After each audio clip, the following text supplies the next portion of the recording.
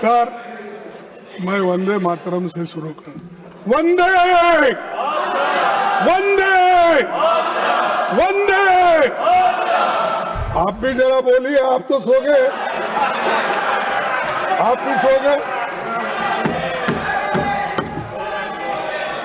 सोने दो, क्योंकि जब मुल्क जागता रहेगा वो सोते रहे तो ही अच्छा रहेगा। सर ठीक है, बैठो भाई।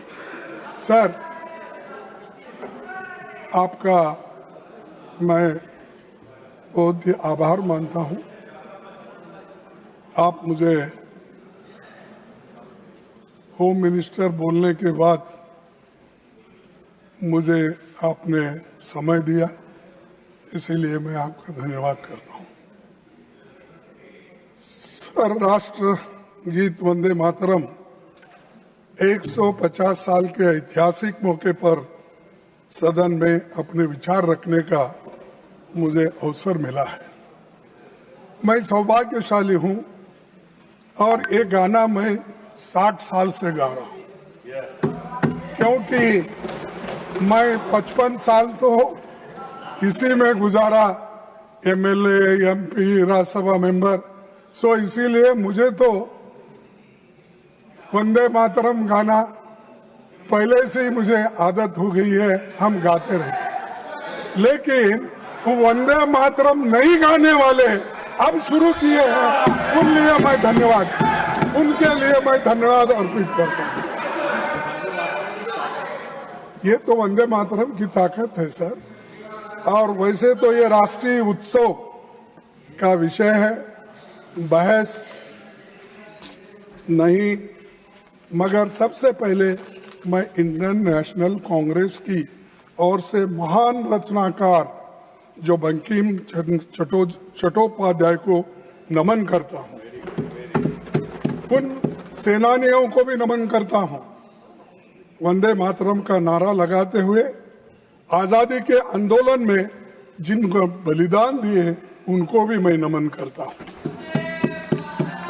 वंदे मातरम गीत भारत के सार्वजनिक जीवन में तब प्रवेश करता है जब गुरुदेव रविंद्रनाथ टैगोर ने 1896 में कांग्रेस के कलकत्ता अधिवेशन में पहली बार गाया था, और जिसका जिक्र हमारे होम मिनिस्टर ने अपने इस पे किया, लेकिन इसका बैकग्राउंड क्या था ये नहीं बोले।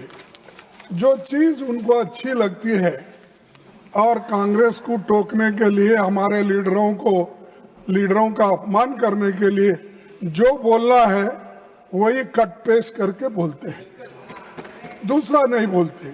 ये आदत है, लेकिन क्या कर सकते सर, चंद लोगों की वो आदत से मजबूर होते हैं, वही बात बार बार करते हैं। सर, इस तरह वंदे मातरम को आजादी का नारा बनाने का काम कांग्रेस पार्टी ने किया। कांग्रेस ने अपने अधिवेशनों और कार्यक्रम में वंदे मातरम के नियमित गायन की परंपरा शुरू कर दी। क्या आप लोगों ने अपने पार्टी का कार्यक्रम शुरू होता, ये आपने पहले कर दिए थे? करते थे। अरे आप तो हर चीज के खिलाफ करते हो, फिर भी आपको मैं बार बार टोकना नहीं चाहता, लेकिन आपको मालूम होना चाहिए, आपका इतिहास ये है कि आप हमेशा देशभक्ति के गाने को, आजादी को और आजादी के लड़ाई के खिलाफ आप थे, कभी भी आप उसके फेवर में नहीं।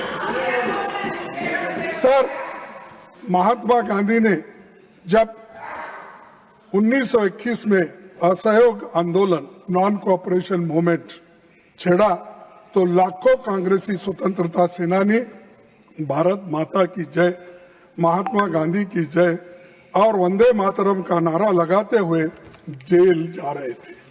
आप क्या कर रहे थे? ब्रिटिशों के पास नौकरी कर रहे थे। निकाल के देखो। अरे, और आप हमको देशभक्ति सिखाते हो, हमको पैट्रियोटिज्म सिखाते हो। अरे, पहले तो आप पैट्रियोटिज्म के नाम से डरते थे और सिर्फ सेवा करना ब्रिटिशरों का जानते थे। इसीलिए अरे माफीनामा पिलाता हूं भाई बाद में, वो तो उनके गुरु का है। सभापति जी, मैं कहना चाहूंगा कि पीएम मोदी जवाहरलाल नेहरू जी का अपमान करने का कोई मौका नहीं छोड़ते और वैसा ही होम मिनिस्टर नहीं छोड़ते, क्योंकि उनके पीछे पीछे है ना, वो आगे आगे इन्हों पीछे पीछे। तो ये नेचुरली ये हमेशा कि इसीलिए वो हमेशा कांग्रेस का गिला करते हैं और हमारे पार्टी के बारे में, नेताओं के बारे में, यहाँ तक कि हर कांग्रेस के लीडर का अपमान करने का मौका नहीं छोड़ते। लेकिन मैंने प्रधानमंत्री का भाषण सुना और उन्होंने नेहरू जी पर आरोप लगाया और कहा कि 1937 में नेहरू जी के नेतृत्व में कांग्रेस पार्टी ने मूल वंदे मातरम गीत से महत्वपूर्ण पद हटा दिए थे। अभी जिसका जिक्र उन्होंने किया, यहाँ तक भी किया कि मुसलमानों का नाम लेके उनको डर के वो हटा दिए, ये भी कहा उन्होंने। सर, ये बातें आप अब बता रहे हैं, जब आप मुस्लिम लीग के साथ मिलकर गवर्नमेंट किए, श्यामा प्रसाद मुखर्जी और मुस्लिम लीग मिलके आपने बंगाल में जो गवर्नमेंट की, कहाँ गया था देशभक्ति? कहाँ गया था आपका देशभक्ति? कहाँ थे आप लोग? क्या देश के लिए कोई? अरे ये लोग, अरे पढ़ो, आपका इतिहास मालूम होता है। सर, प्रधानमंत्री जी ने सुभाष चंद्र बोस को नेहरू जी की चिट्ठी का, सर प्रधानमंत्री जी ने सुभाष चंद्र बोस को नेहरू जी की चिट्ठी का भी जिक्र किया। हमेशा की तरह उन्होंने फिर से सदन को गुमराह किया। प्रधानमंत्री के आरोप तथ्य से परे हैं और लोगों को भ्रमित करने वाली है। सर, सच्चाई ये है 16 अक्टूबर 1937 को नेताजी सुभाष चंद्र बोस ने गुरुदेव रविंद्रनाथ टैगोर को पत्र लिखा और उनसे पूछा कि कांग्रेस को वंदे मातरम के प्रति क्या रुख अपनाना है। ये किसने लिखा? नेताजी सुभाष चंद्र बोस। उनके बारे में भी डाउट है आपको? इसके अगले दिन 17 अक्टूबर को नेताजी ने नेहरू जी को पत्र लिखा और सुझाव दिया कि नेहरू जी को इस विषय पर गुरुदेव से व्यक्तिगत रूप से मिलना चाहिए। ये सुभाष चंद्र बोस के वाक्य है।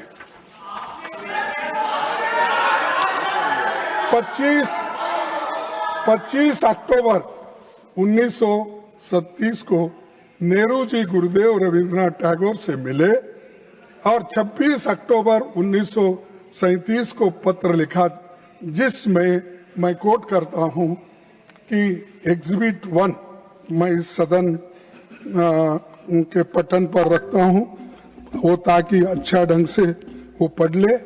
मैं कौन है नहीं यहाँ पर, कोई रहता नहीं पटन, अरे कौन नहीं आया, ये पटन में रखता हूं और मैं कोट करता हूं रविंद्रनाथ टैगोर जी ने